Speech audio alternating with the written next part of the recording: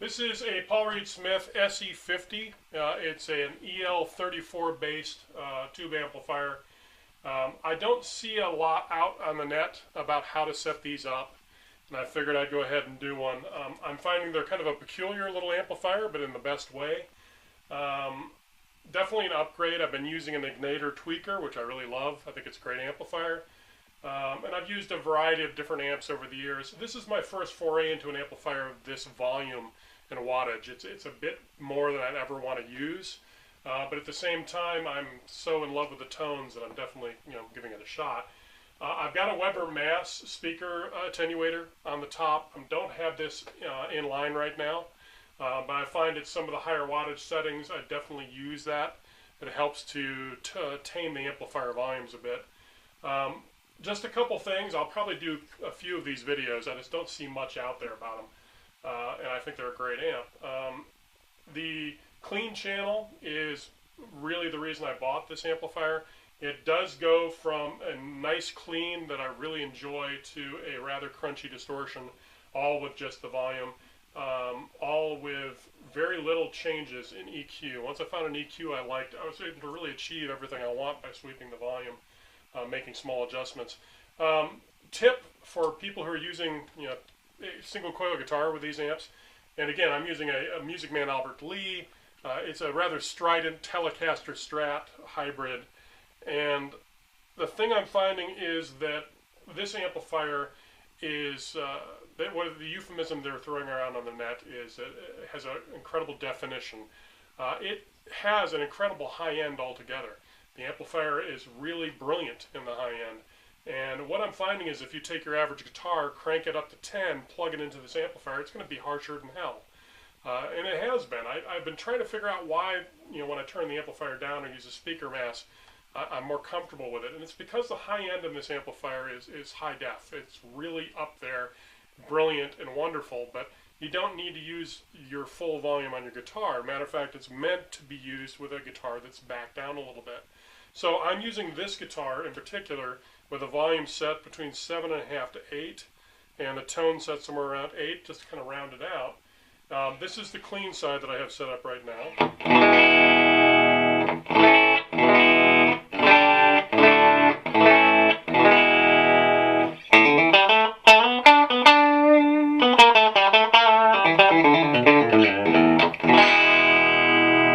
Has a little bit of edge to it like that. And has a lot of bottom. It has a nice boxiness to it. By boxiness, I mean I can actually hear the depth of the amplifier. It's one of the things that drew me to this amp too, is that like most of the better boutique amplifiers, you can actually get a 3D quality to it as you're playing. Really picks up on your pick attack.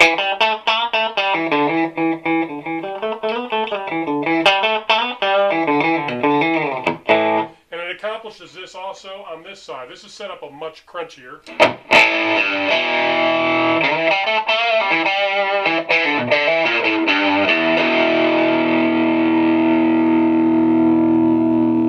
Again, guitar's volume set somewhere around 8.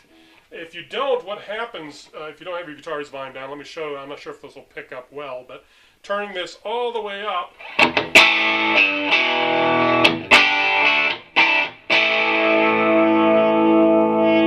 see, the mid-range remains consistent, but the high-end peaks. It just gets incredibly high-end. And even though it's kind of desirable in some cases, for most part, it takes my ears out. So I was kind of struggling with that for a few weeks until I realized, just back your volumes down.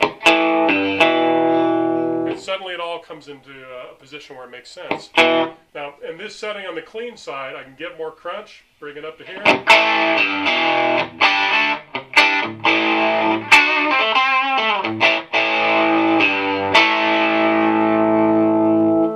Is it good and usable? It's really nice sound. I've actually experimented with just using this sound and backing it up and down, but I've kind of come to this sort of half grindy sort of tone here, because then I can pump an overdrive like this Keeley Luna.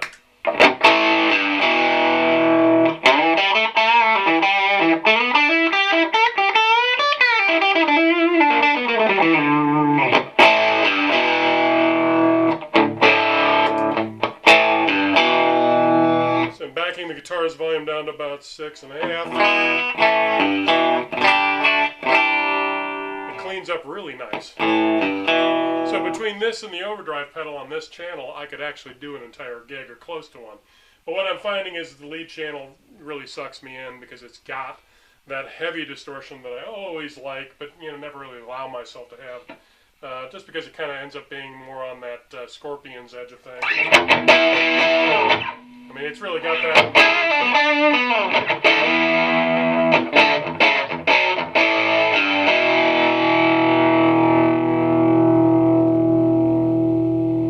I have to admit, I don't use this sort of sound a lot, but the idea of having it is really nice.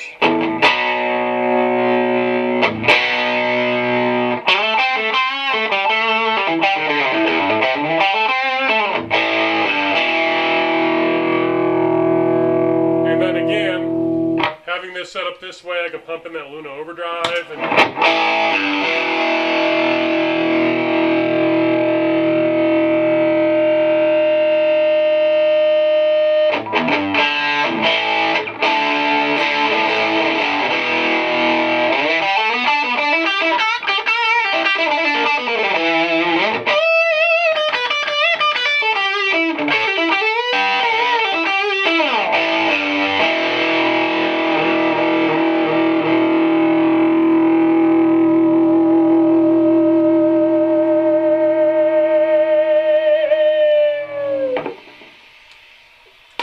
So I'm probably going to do a few more of these videos, but the basic idea and the premise I'm having with this amplifier is to don't abuse the front end of the amplifier. You just don't need to.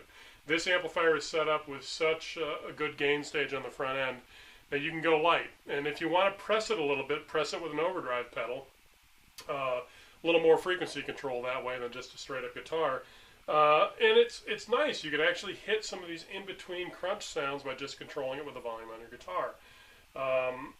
Amplifier is really sweet, very three-dimensional, and they're kind of coming down in price. I don't think they've been selling these as much as they anticipated because the initial price they had was really extremely high. Put it into a bracket of a bunch of other competing amplifiers. I think where this one shines is its definition, the sort of high-quality tone it has, which definitely appealed to me. And its clean channel, which is incredibly usable all by itself. It has an effects loop on the back that is switchable between pedal level and line level. Pretty much a good bread and butter amplifier that I think right now is coming down in price and people should be taking more notice of it. So, see ya.